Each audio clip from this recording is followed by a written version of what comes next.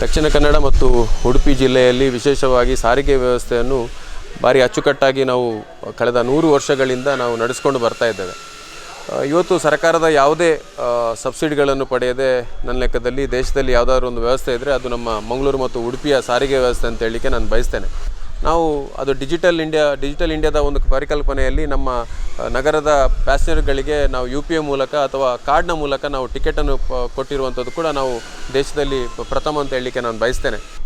ಅದೇ ದೃಷ್ಟಿಯಲ್ಲಿ ಇಟ್ಕೊಂಡು ನಾವು ಈ ಎಲೆಕ್ಟ್ರಿಕ್ ಬಸ್ಸನ್ನು ಕೂಡ ಇವತ್ತು ನಾವು ಇಂಟ್ರೊಡ್ಯೂಸ್ ಮಾಡಿದ್ದೇವೆ. ಪುಣೆಯ ನ್ಯೂಟನ್ ಕಂಪನಿ ಅಂತ ಹೇಳುವ ಬಸ್ ಇವತ್ತು ಅದು AC ಬಸ್ ಆಗಿರ್ತದೆ ಮತ್ತು ಆಟೋಮೆಟಿಕ್ ಆಗಿ ಏನು ಡ್ರೈವರ್ಗಳಿಗೆ ಗೇರ್ಗಳು ಇರೋದಿಲ್ಲ, ಅದು ಬ್ರೇಕ್ ಮತ್ತು ಎಕ್ಸಲೇಟರನ್ನು ಇರುವಂಥದ್ದು. ನಾವು ಯಾವ ಕಾರ್ನ ಯಾವ ವ್ಯವಸ್ಥೆ ಇರ್ತದೆ ಅದೇ ರೀತಿ ನಾವು ಬಸ್ಸಲ್ಲಿ ಕೂಡ ನಾವು ಕಾಣಲಿಕ್ಕೆ ಸಿಗ್ತದೆ. ಮಂಗಳೂರಿನ ಪ್ರಮುಖ ಮಾರ್ಗಗಳಲ್ಲಿ ಓಡಾಡುವ ರೂಟ್ ನಂಬರ್ 27ರಲ್ಲಿ ಮೊದಲ ಹಂತದಲ್ಲಿ EV ಬಸ್ಸನ್ನು ಕಾರ್ಯಗತಗೊಳಿಸಲು ಯೋಜಿಸಲಾಗಿದೆ. ಸುಮಾರು 3200 cc ಸಾಮರ್ಥ್ಯದ ಡೀಸೆಲ್ ಬಸ್ಗಳ ಬದಲಿಗೆ EV ಬಸ್ಗಳನ್ನು ಹಂತ ಹಂತವಾಗಿ ಪರಿಚಯಿಸುವ ಯೋಜನೆ ಇದಾಗಿದೆ. EV ಬಸ್ಗಳಲ್ಲಿ ಆಧುನಿಕ ಸೌಲಭ್ಯಗಳಿದ್ದು ಪ್ರಯಾಣಿಕರಿಗೆ ಆರಾಮದಾಯಕ ಆಸನ ವ್ಯವಸ್ಥೆ ಕಲ್ಪಿಸಲಾಗಿದೆ. ಶಬ್ದ ಮಾಲಿನ್ಯ ಕಡಿಮೆ, ಹೊಗೆರಹಿತ ಸಂಚಾರ ಮತ್ತು ಪರಿಸರ ಸಂರಕ್ಷಣೆ ದೃಷ್ಟಿಯಿಂದ ಈ ಯೋಜನೆ ಮಹತ್ವದ್ದಾಗಿದೆ. ಚಾಲಕರಿಗಾಗಿ ವಿಶೇಷ ವಿನ್ಯಾಸದ ಕ್ಯಾಬಿನ್ ವ್ಯವಸ್ಥೆ ಮಾಡಲಾಗಿದೆ.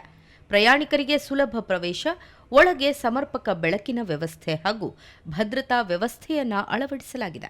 ಒಂದು ಬಸ್ನಲ್ಲಿ ಸುಮಾರು 750 ಯೂನಿಟ್ ಸಾಮರ್ಥ್ಯದ ಬ್ಯಾಟರಿ ಅಳವಡಿಸಲಾಗಿದ್ದು, ಒಂದು ಚಾರ್ಜ್ನಲ್ಲಿ 100 ಕಿಲೋಮೀಟರ್ವರೆಗೆ ಸಂಚರಿಸಬಹುದು ಎಂದು ಅಧಿಕಾರಿಗಳು ತಿಳಿಸಿದ್ದಾರೆ.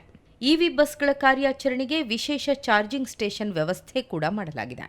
ಮುಂದಿನ ದಿನಗಳಲ್ಲಿ ಇನ್ನಷ್ಟು ಮಾರ್ಗಗಳಲ್ಲಿ EV ಬಸ್ಗಳನ್ನು ಪರಿಚಯಿಸುವ ಯೋಜನೆಯನ್ನು ರೂಪಿಸಲಾಗಿದೆ.